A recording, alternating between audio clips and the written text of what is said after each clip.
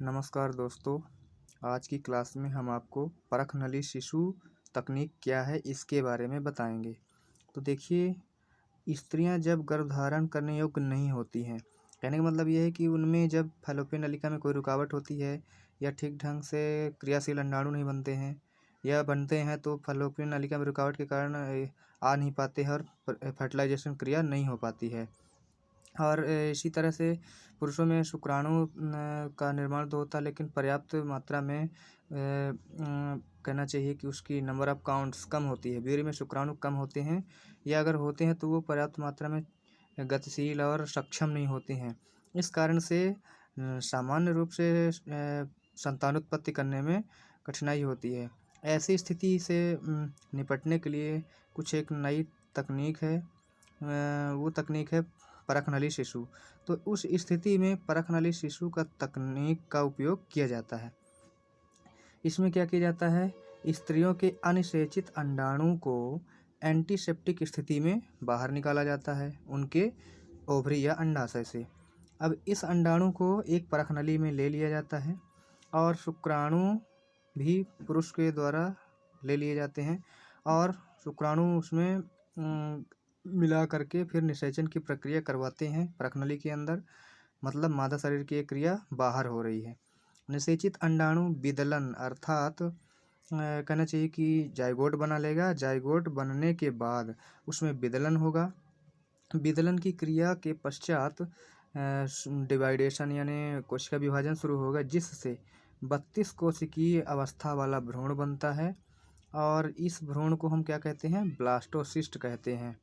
ठीक है फ्रेंड्स, तो इस 32 कोशिकीय ब्लास्टोसिस्ट को यानी कि भ्रूण का रोपण स्त्रियों के गर्भाशय यानी कि यूटेरस में कर दिया जाता है, जहाँ पर इस भ्रूण का अगला विकास जो होता है वो नॉर्मल शिशु के समान ही होता है।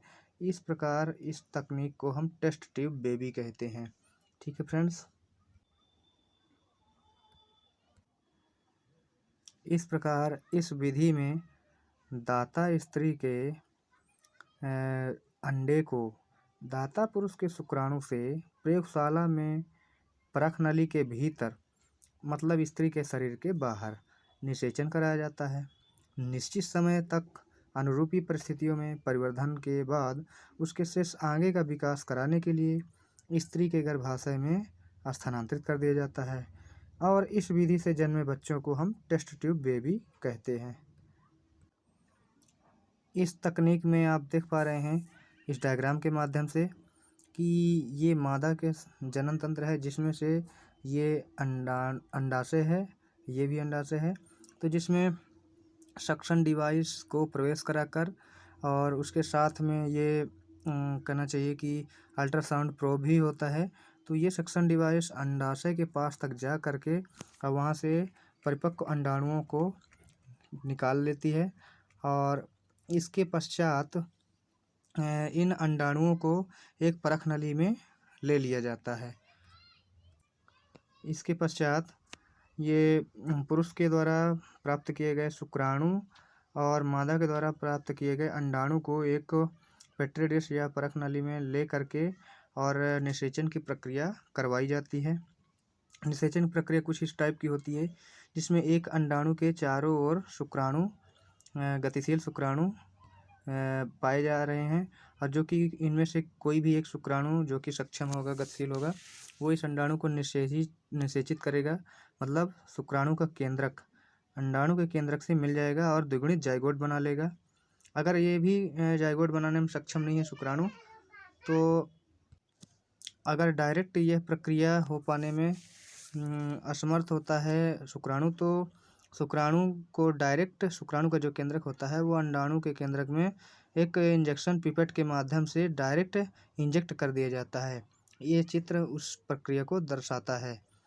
तो इस चित्र के माध्यम से आप यह जानेंगे कि जो जाइगोट बना था द्विगुणित, वो द्विगुणित जाइगोट क्रमशः विभाजन शुरू कर देता है और एक कोशिका से दो कोशिका, 2 से 4, 4 से 8, 8 से 16 और 32। तो इस तरह से जो 32 कोशिकीय भ्रूण बन जाता है, तो उस 32 कोशिकीय भ्रूण को यहाँ पे मादा जनन अंग में यूटेरस के अंदर उसको ट्रांसफ़र कर दिया जाता है। इस कैथेटर के माध्यम से मादा जनन अंग के अंदर यूटेरस यानी कि गर्भाशय में इसको स्थापित कर दिया जाता है।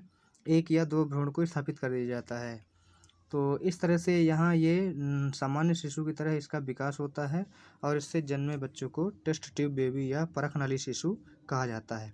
तो आशा करता हूँ दोस्तों मेरा ये वीडियो पसंद आया होगा। अगर वीडियो अच्छा लगे तो लाइक करें और हमारे चैनल को सब्सक्राइब करें। ठीक है फ्रेंड्स।